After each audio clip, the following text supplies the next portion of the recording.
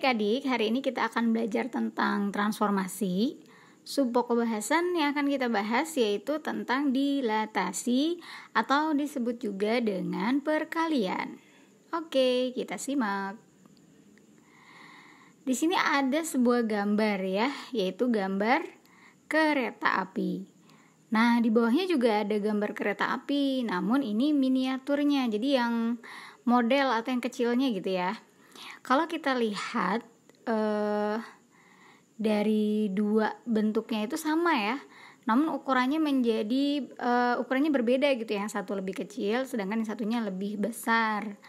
Nah, berarti di sini bisa dikatakan bahwa kalau misalnya kita mau bikin kereta api gitu ya, nah kita bikin miniaturnya dulu. Nah, miniaturnya ini hasil dari yang besarnya itu adalah hasil dari dilatasinya gitu, perkaliannya atau perbesarannya. Dan secara matematika, dilatasi atau perkalian itu merupakan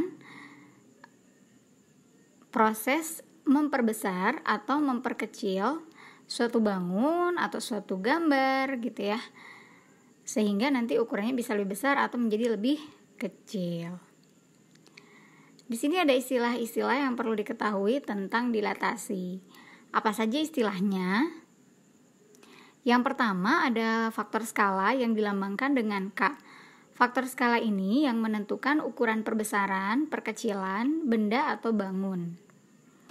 Kemudian berikutnya adalah pusat dilatasi. Pusat dilatasi bisa berupa titik koordinat A, B atau bisa juga berupa titik pusat 0,0. Kemudian kita akan mengenal sifat dilatasi. Sifat dilatasi ini dilihat dari skala yang nanti akan digunakan untuk memperkecil atau memperbesar. Yang sifat pertama, jika skalanya lebih dari positif 1, maka nanti hasilnya bangun akan diperbesar, kemudian bangun terletak searah terhadap pusat dilatasi dengan bangun semula. Yang kedua, jika skalanya sama dengan 1, di sini bangun tidak mengalami perubahan ukuran dan letaknya tetap. Dan yang ketiga, jika skala berada di antara 0 dan 1, misalnya setengah, 1/4, 1/3, dan lain sebagainya ya. Nah, nanti itu bangunnya akan menjadi diperkecil, kemudian bangun terletak searah terhadap pusat dilatasi dengan bangun semula. Apa sih rumus dilatasi itu? Rumus dilatasi seperti ini ya. Yang pertama, dilatasi terhadap titik pusat 0,0 dengan skala K. Maka nanti caranya jika ada titik AXY, kemudian didilatasikan terhadap skala K, jadi tinggal dikalikan X dengan skala K, kemudian Y-nya juga dikali dengan K. Contohnya, titik A 3,1 didilatasikan terhadap titik pusat 0 dengan skala 2. Maka nanti 3 dikali 2, kemudian satunya dikali 2. Sehingga A aksen akan menjadi 6,2. Berikutnya, rumus untuk dilatasi terhadap titik pusat AB dengan skala K. Nah, ini berbeda rumusnya. Bagaimana rumusnya?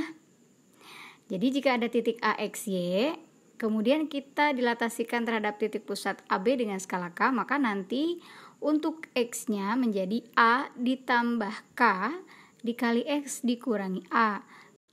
Kemudian untuk titik Y, B ditambah K dikali Y dikurangi B. Contoh,